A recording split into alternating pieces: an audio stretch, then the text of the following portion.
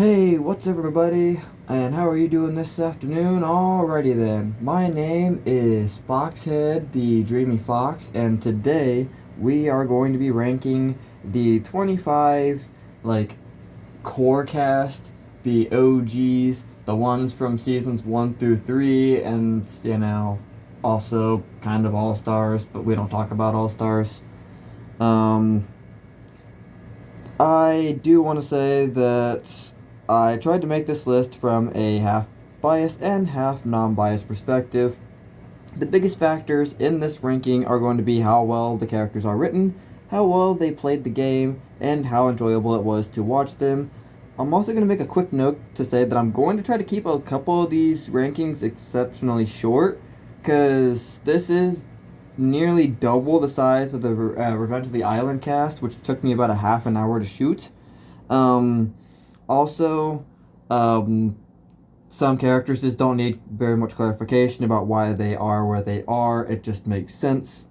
Um, with that criteria out of the way, I'm going to jump straight into the list with number 25, which is Blanley.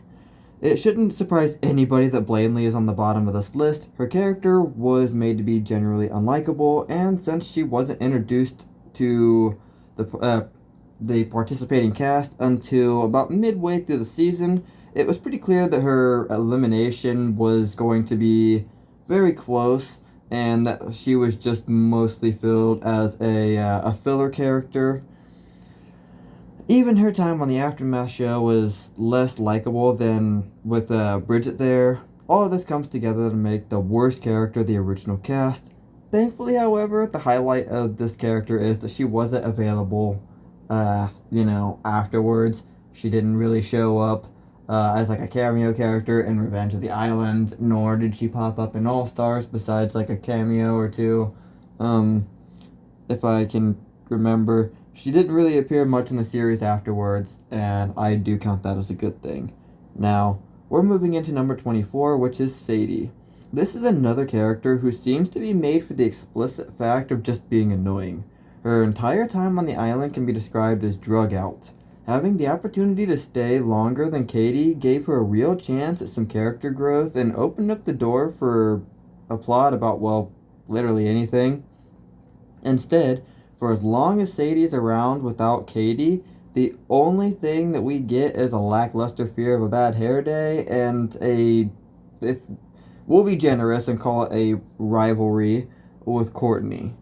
Other than that, Sadie's time was just inconsequential, and so she's number 24. Now, unless you just didn't think that, think this far ahead, number 23 is Katie. I don't know why you would think it was somebody else if, Sadie's number 24. Katie ranks slightly higher because she was an earlier boot than Sadie. Katie lasted a little longer on the island than we probably all wanted her to, but at least she didn't make it terribly far into the game, so I'll give her that. She wasn't without potential, as the same with Sadie. It's just it was never actually realized. She wasn't really given an independent personality. Instead, the two characters are kind of made codependent on one another, meaning that the only plot point that we had are are they friends, aren't they, kind of plot line. And overall, I just kind of like the design of Katie's character just a little bit more than Sadie's. If I had to pick which one I liked a little bit more. Now, enough about Katie, because unfortunately, contrary to what I said before at the beginning of the video, I am going to have to say a lot about this next character. Number 22 is Ezekiel. This character just keeps getting worse with every appearance in the show.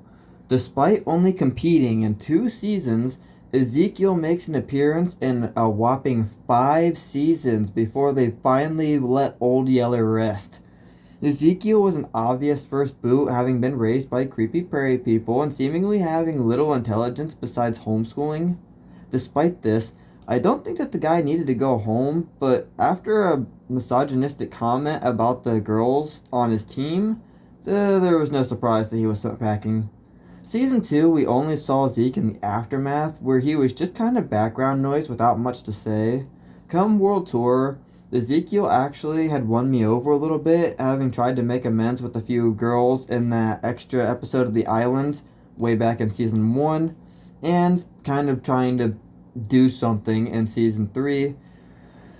Whew, sorry. I'm running out of breath a lot because I've been smoking a lot here lately. Anyway. Sadly, Total Drama decided to flush away any development with this character and trade for kind of a joke slash gimmick going on with him. Seeing Zeke eliminated once more after he accidentally got his stick eaten by an alligator. Following his elimination, Zeke began a spiral into madness after stowing away in the cargo area of the plane, seemingly adapting to the walking and talking of rats.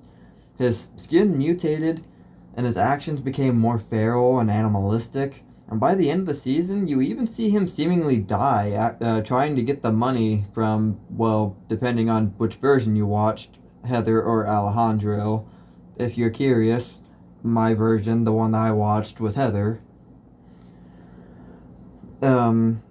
That's not the case though. After replacing the old cast with the new set in Revenge of the Island, Zeke managed to appear, showing that he in fact did not die at the volcano. He is once again back on the island, and the two teams are tasked with sealing up the cave that he's been living in. Again, this guy manages to avoid being forgotten in Season 5, where people are tricked into thinking he's getting a third shot at the million, only to reveal that it was a joke. This would see him appear on the island every once in a while, living amongst the animals throughout the season, but thankfully, All Stars was the last season that we would see him in, and by the end of it, I think that he went on one of the most derailed, jump the shark kind of character arcs in this series.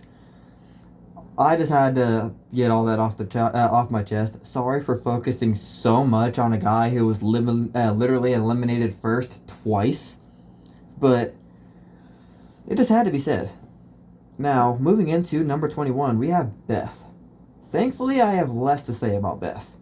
Beth isn't low on the list because she's a bad character, I guess. She's just a bit of a boring one. In my not so humble opinion, Beth peaked in Season 1 when she turned on Heather. It's one of the most iconic scenes in the first season, and it showed Beth could stand on her own 2 feet as like a character. However, being brought back for Season 2 seemed like a bit of a mistake, with the cast being completely cut in half essentially, and some characters going through really bad derailments. It really put the pressure on the rest of the cast to kind of be good, and Beth just didn't do much with her time. Her second chance was a bit of a she was there, but she didn't do quite as much as everybody else in the season. So, when she won the season, that to me was what really kind of stuck out, and that's why she's probably my least favorite winner. She just didn't do enough on the show except talk about her boyfriend, which, let's be honest, none of us actually thought she had. And then she ended up weirdly kind of trying to cheat on him throughout the season, which kind of makes me feel bad for the dude. And I really think that, Lindsay deserved to win the season if, they were going to give one of the girl characters who got more growth from Season 1 a win. I genuinely think that Lindsay earned it, whereas Beth didn't. I don't hate this character, I just find it a little bit lacking. Now we're going to move into number 20, which is Sierra. moving to Sierra is, well, in my opinion, this character is about as pretty hit or miss as you can get. Um, Given where she's at on my list, you can probably tell where she's at for me. She's a bit more of a miss. This is another character I really think that peaked in the debut season that they were in. The will they, won't they dynamic between her and Cody was actually pretty engaging, and Sierra, although very odd, was actually somewhat likable. I personally felt like she made it a little bit further in the game than she should have, but she was a late addition into the cast, only coming into the picture as of season 3, so the screen time to develop her character wasn't completely unwarranted. However, All Stars really put into perspective the problem with this character. Getting a season with Sierra without Cody could have really been interesting.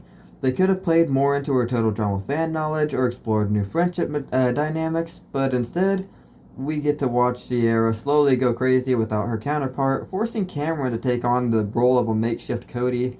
This switched Sierra from, odd to actually creepy and downright possessive, and highlighted just how much codependency can harm someone. She did sing one of my favorite songs in World Tour though, so yeah, there's that. Now moving into number 19, we've got Trent. Trent is another example of the character that debuted in their, peak season, and maybe that's a sign to just leave a good thing where it's at. The romance between Trent and Gwen felt really authentic and cool, and they had a more meaningful one than Gwen and Duncan did. Trent may have been a little boring, but in a weird way, that's what kind of made him cool. He wasn't some over the top stereotype. He was just a guy with a guitar, and it made him feel very authentic. One of my favorite scenes in the series is watching Trent carry the rock for Gwen.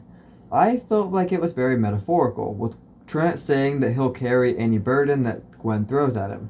However, then we come to season 2. With Trent and Gwen both returning, fans were kind of hoping that they'd see the, relationship play out in a more official manner, developing over time and getting more sweet, but the writers had other plans. Trent was written to be very obsessive in this season, not only with Gwen, but also, strangely, with the number 9, a trait that Trent had never been shown to have before. Within only a handful of episodes, the Trent that we knew was gone. To ensure that fans wouldn't care about their breakup, since the writers were planning on something else for Gwen down the road. Trent didn't return to the series as a contestant ever again, and although they did write in some closure for Trent and Gwen in the Aftermath series, they seemingly stayed broke up, although if you want a headcanon, you could say that they got back together after All Stars, but that's only headcanon. Now moving into number 18, we've got Bridget. Coming into Bridget, we have another character that derailed after the first season that they appeared in.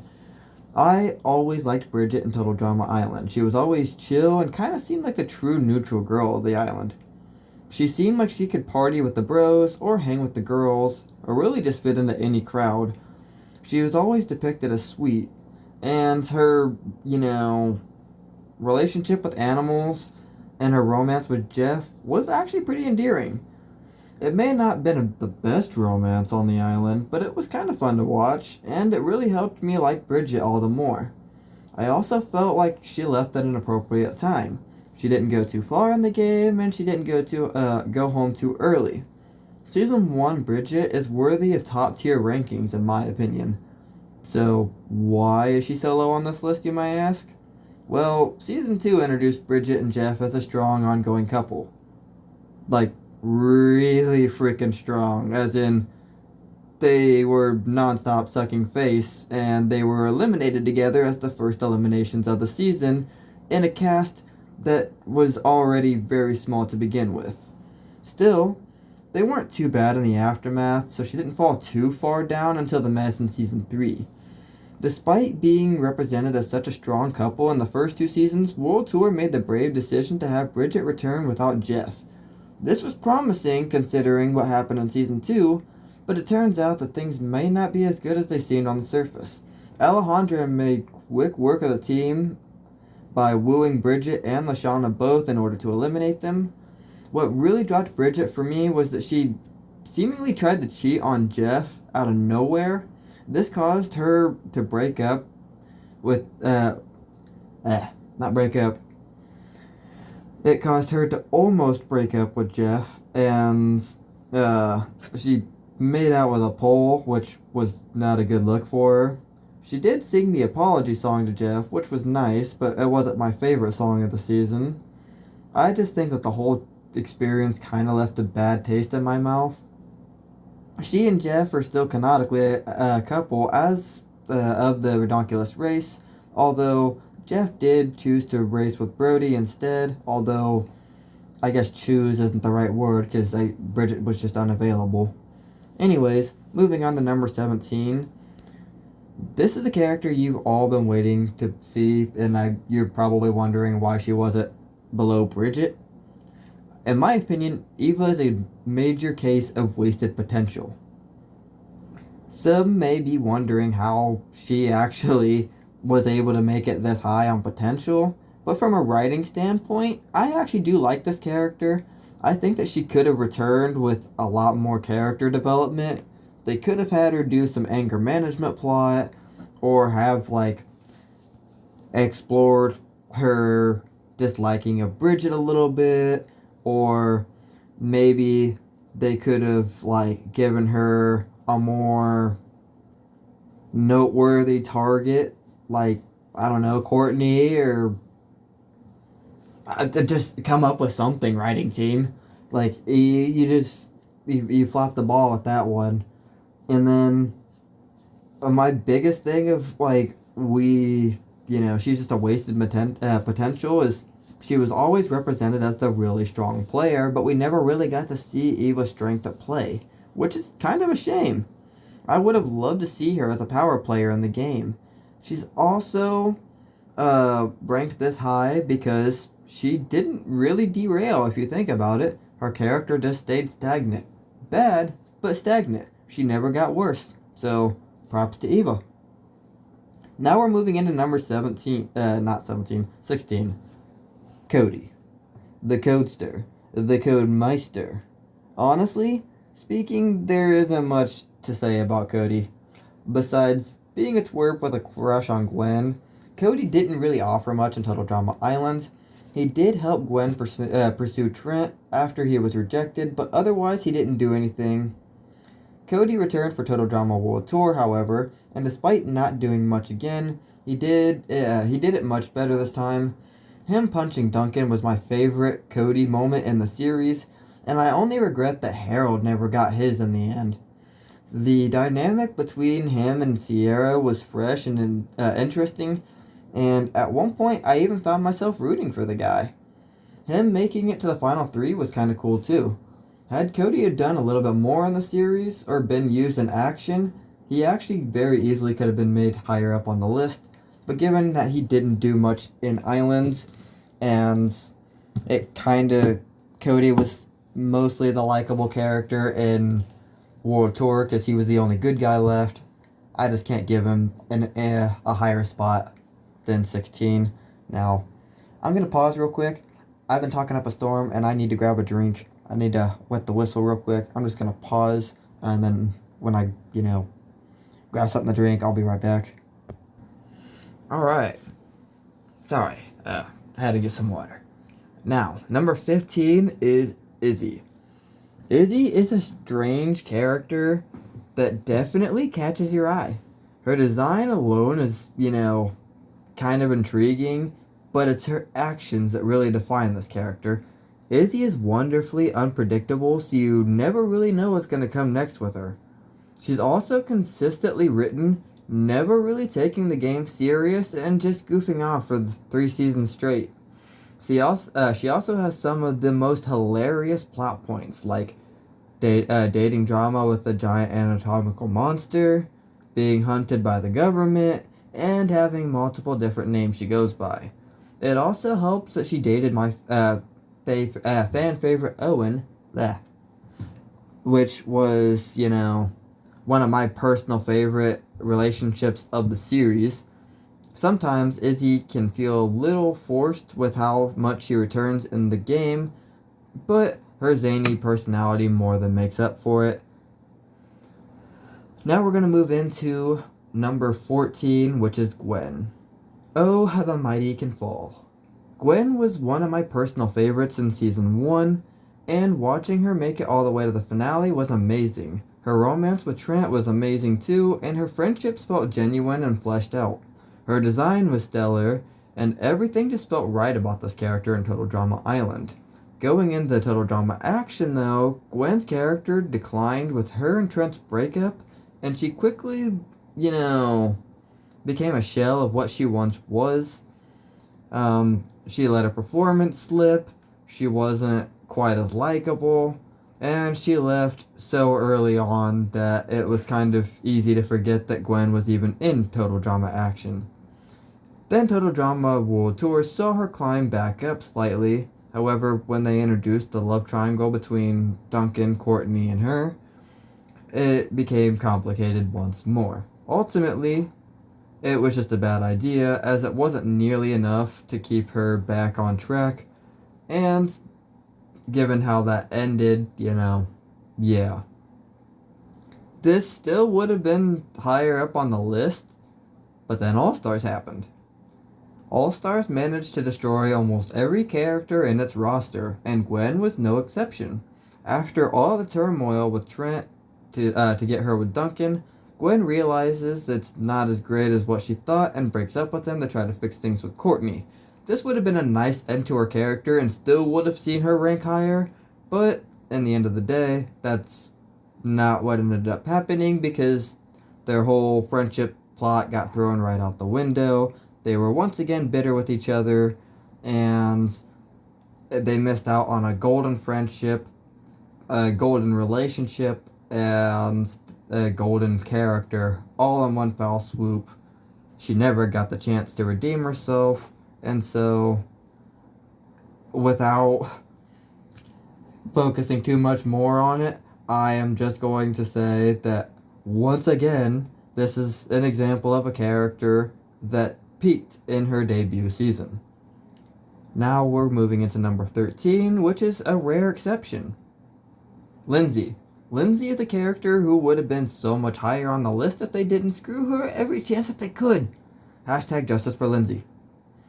During Total Drama Island, Lindsay is manipulated by Heather until her elimination, which is crap in of itself. Because of the wording in the challenge, and some not so clever writing, or apparently speaking on my behalf, Lindsay is unfairly eliminated after coming in second in a race. The only good thing about this elimination is that Lindsay was cussing Heather out on her way out the door, and she wished the others luck, which saw her go on a more positive, good guy run. Season 2 saw her grow so much, she became a real threat in challenges and seemed a lot smarter. This is an example of a character who actually became better in the follow-up season. She took charge of her team and really put on an A-plus performance. She deserved to win this season because of how much she grew, more than anyone else in this season. Sadly, it wasn't meant to be, as all of her character growth went away in an instant when she accidentally voted herself instead of Duncan. If you wanted a twist elimination, Beth was right above Lindsay, Duncan was below, and they could have easily had Lindsay accidentally eliminated her friend and still allowed Duncan to play, but not, derailing Lindsay's character development, and it would have gotten rid of Beth. And it would have added another thing for Lindsay to grow with. I'm sorry, triggered. When Lindsay came back for World Tour, we all had high hopes for Lindsay, her hotness, but Lindsay just kind of regresses. Whereas she was no longer reliant on anybody like in Total Drama Island, she also seemed to lose her independence and overall intelligence that she had from action. She even forgot who Tyler was, which actually seemed like a downgrade. Her elimination was, in this season, probably the fairest it's ever been, but it still wasn't fair. Then, of course, in All Stars, it just came out of nowhere and freaking Lindsay's intelligence just hit rock bottom. She was the first elimination of the season, and all of us were wondering what happened to season 2 Lindsay. Like every other season, Lindsay was eliminated unfairly, but this time not even in a remotely clever way. They actually had her draw an X on her own face, because why not, right? So moving into number 12, we've got Owen. Owen is a case of a character that's been in 4 seasons and not grown one bit as a character. There was never a peak season for Owen, because Owen, unlike the others, was just always lovably himself in every season. His countless romances are high points in the series, especially the one he has with Noah. His relationship with Izzy was also kind of cool, and they weren't in your face about it. It was present, but not a main point. The reason that Owen isn't higher up on this list, though, is because of those same reasons, though. He doesn't change, so there's no growth or loss. He's just a stagnant, lovable character, and honestly, I wouldn't have it any other way. Now we're moving into number 11, which is Lashana. In case of Lashana, it should come as no surprise that she's affected by the curse of getting worse with every appearance in this show. Total Drama Island Lashana is easily top 5 for me, or maybe even top 3. Her sassy attitude and game were on point, and the whole romance with Harold just made it even better. From shoving Heather into a freezer to throwing her off a cliff, Lashana was also one of the few characters that could actually get some justice that the audience actually wanted on Heather. Lashana felt so real in the season, and she was still likable in season 2, but her betraying the trust of everyone seemed so out of character for her and left a bitter taste in everyone's mouth about the whole thing. Still, Harold defended her, and she was able to earn back a little bit of respect from her team in the end. But come World Tour, Lashana broke Harold's heart by pursuing Alejandro, only to be manipulated and ending up as an early boot, which was a sad end for this character, as this was the last season she ever competed in. It wasn't the worst fall from grace we've seen, but I definitely feel like Lashana deserved more respect and a more conclusive end to her character. Now moving into number 10 is Duncan. Duncan is really high up on this list just because when I was a kid, I really loved this guy. He was my favorite character, and I had less interest in him than I did the actual game itself. I just messed that up. I had less interest in the game than I did him. Totally got that backwards. This wasn't like, a big thing for me, like back in the day, but I did prefer it more when Duncan was on screen. Now that I rewatched it though, I kind of rewatched everything when Total Drama All Stars aired, and I had to kind of like reassess. I realized that I still liked Duncan, but there was also a lot more downsides to Duncan than I originally gave him credit for. He was a welcome change of pace from the, constant bad boy thing, and he was a pretty complex character in season 1. He was really good in challenges, and I remember the Hotan scene was, one of my favorite episodes of, all time. Nobody can deny that him and Courtney's relationship was pretty engaging too. It was my favorite season 1 relationship. He was still enjoyable in season 2, but his relationship with Courtney became more rocky, which honestly was kind of more preferable. It was a bit more entertaining to watch, I suppose. It didn't really dampen for me until World Tour. That is where I started seeing problems with this character more. At first I was kind of sad to see him go as a first boot, but then when he came back I kind of wished he had stayed gone, because him cheating on Courtney was a real sour point for this character. And it honestly kind of moved him away from being independent and having his own growth and made it to where he was just involved in that love triangle. Um, and then, oh boy, All Stars just made me so disappointed. I was happy to see him back, and I was kind of hoping that they would fix his character, but they did not, as they did not with most All Stars characters. They, in fact, made his and most others worse. Um, the relationship drama wasn't completely unnecessary in this season, as it was actually better than the Mal thing. But for once, I was actually really happy to see Duncan get eliminated. And this is the last appearance he had in the series. I'd say it was for the best. Moving into number 9, we've got Tyler. You may be surprised to see Tyler so high up on this list considering he's never made it quite far in the game, but this character has always been fun to have on the screen. From the meme-worthy faces to being forgotten by his girlfriend, this guy always gave you something to laugh about. His fear of chickens was one of the most funniest things in Season 1, and seeing him ride away on the boat full of chickens for his elimination was priceless. I kind of felt robbed of Tyler in Total Drama Action, but he was mentioned a handful of times throughout the season. Season 3 was Tyler's high point, and I really wish that he made it further in the game this time around. World Tour was Tyler's final season, and that in of itself is a shame because Redonkulous Race seemed right up his alley. Maybe if they make a Season 2 of Redonkulous Race, we could see him return, but I also wanted to point out that it's really disappointing that him and Lindsay broke up off screen. That's just a side note though. Also, if Tyler did come back for the Redonkulous Race, it would be the perfect time to give Eva her chance to shine.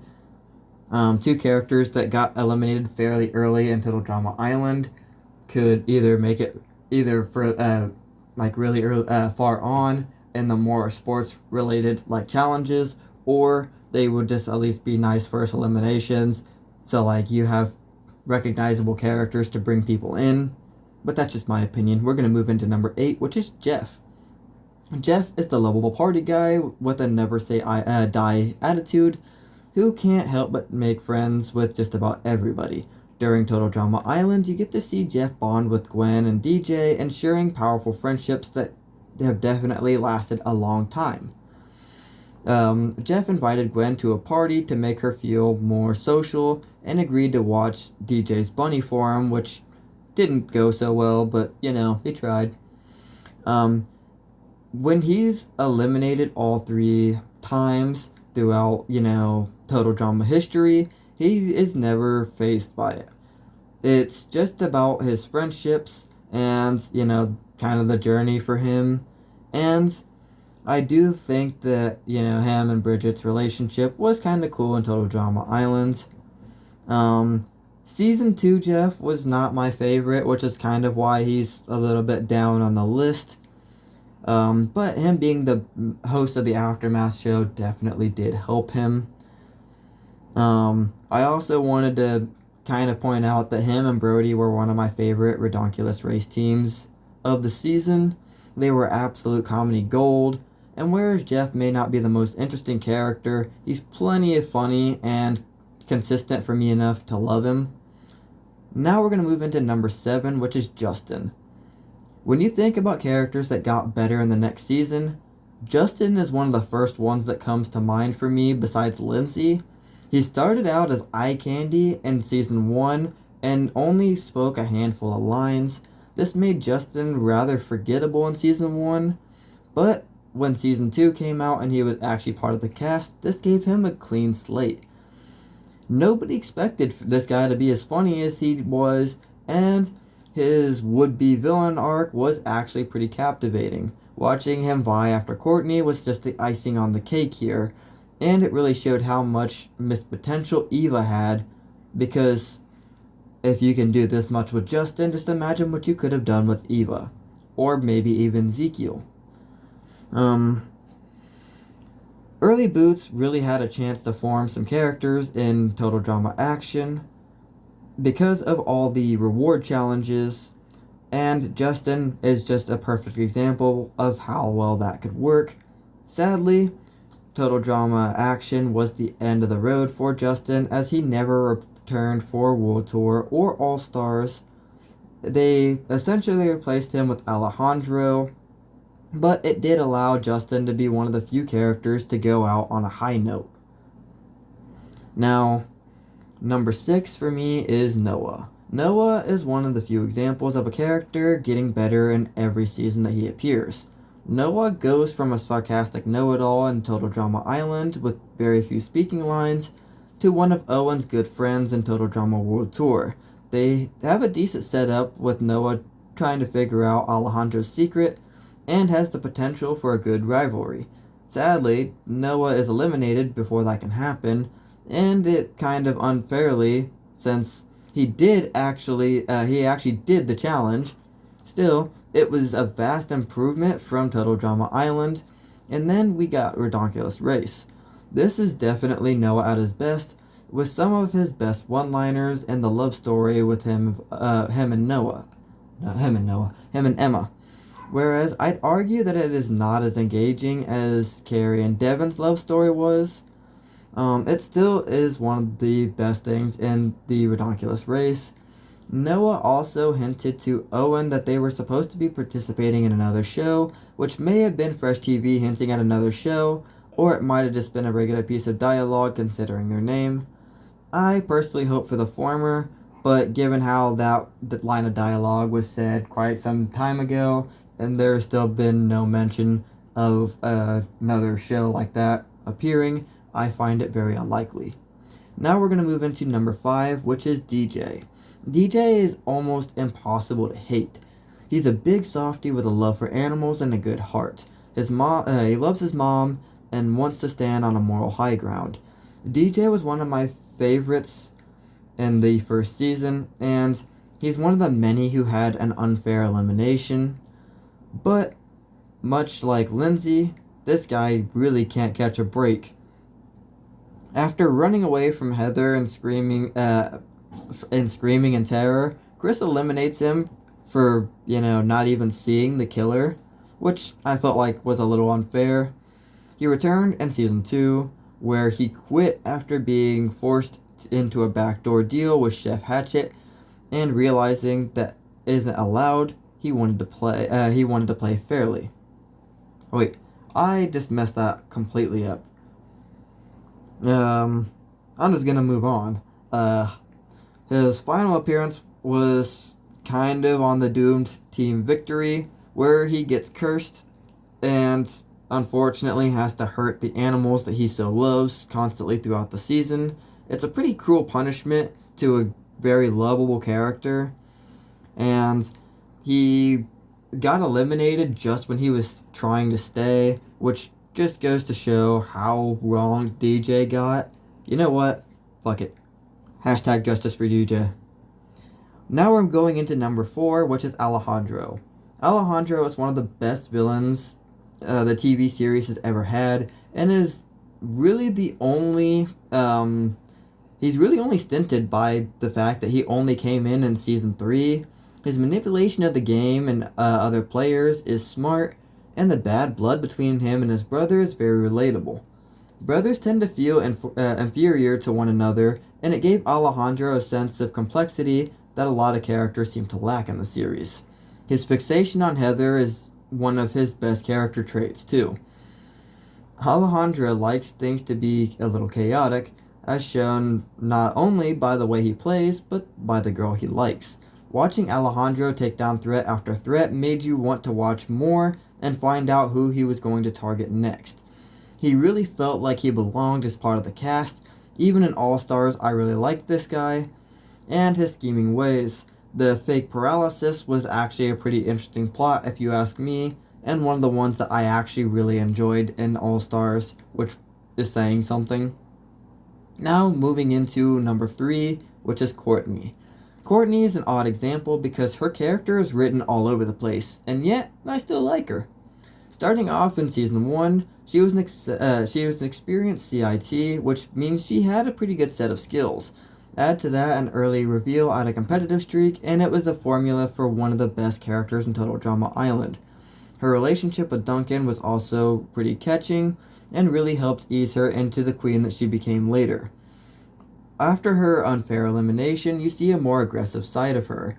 She physically hurts Harold for getting her out, leaves Duncan for dead after hurting his leg, and has a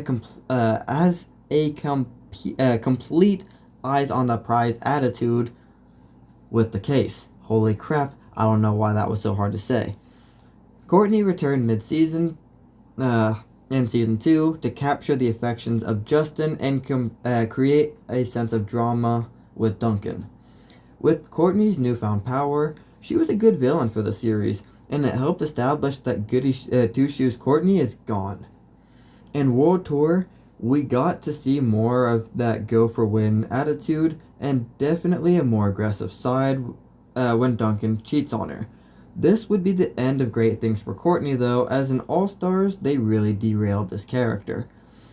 Although the new romance with Scott was unique and kind of interesting in its own way, it didn't have the same power as the romance of Total Drama Island, and thanks to a certain hated episode, any and all growth that she had for the season literally got flushed away.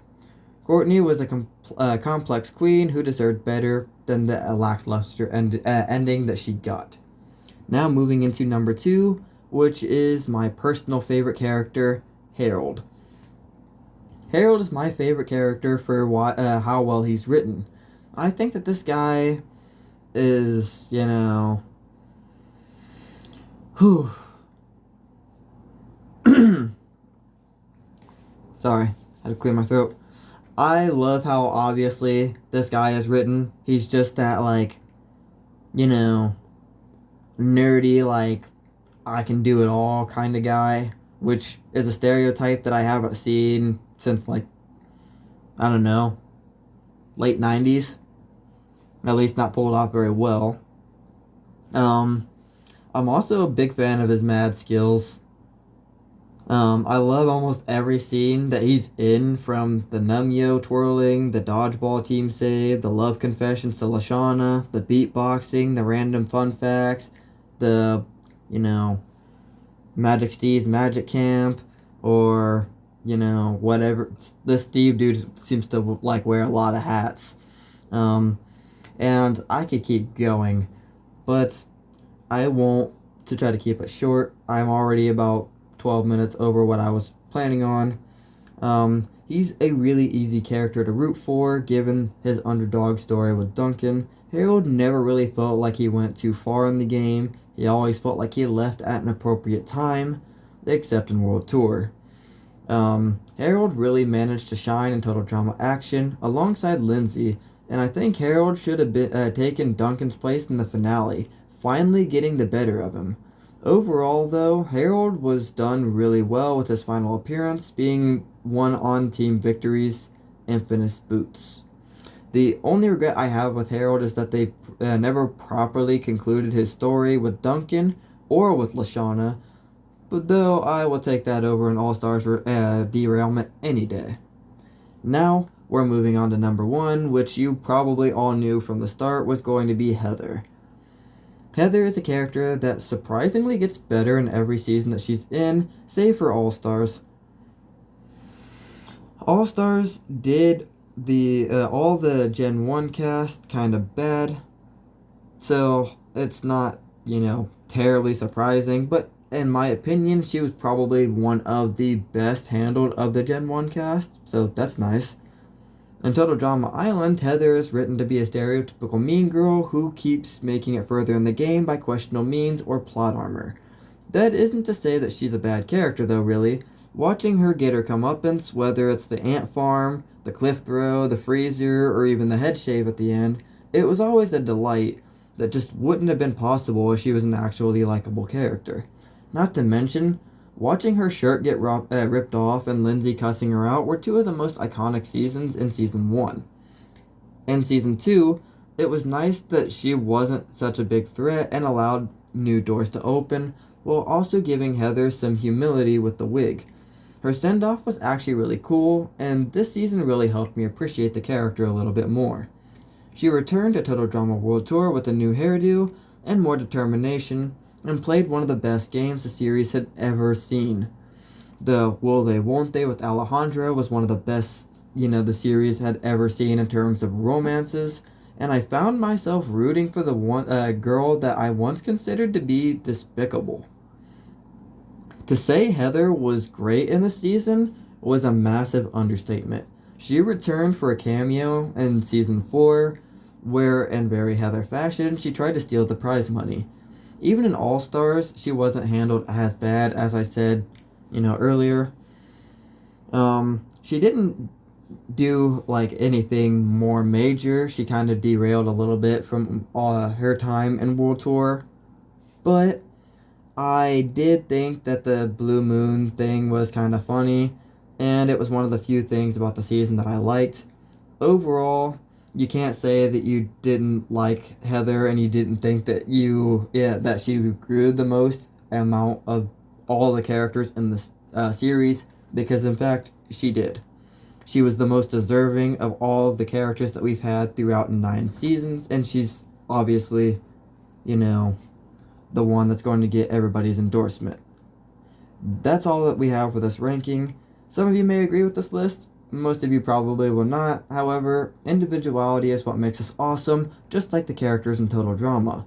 If they all had the same attitude and opinion, it wouldn't be nearly as fun, and it'd be much harder to rank. Still, give me your rankings and reasonings as well down in the comments. New perspectives help keep things interesting. Also, on the subject of rankings, I plan on doing this with the other contestants as well. I'm still working on the script for Pocketail Island.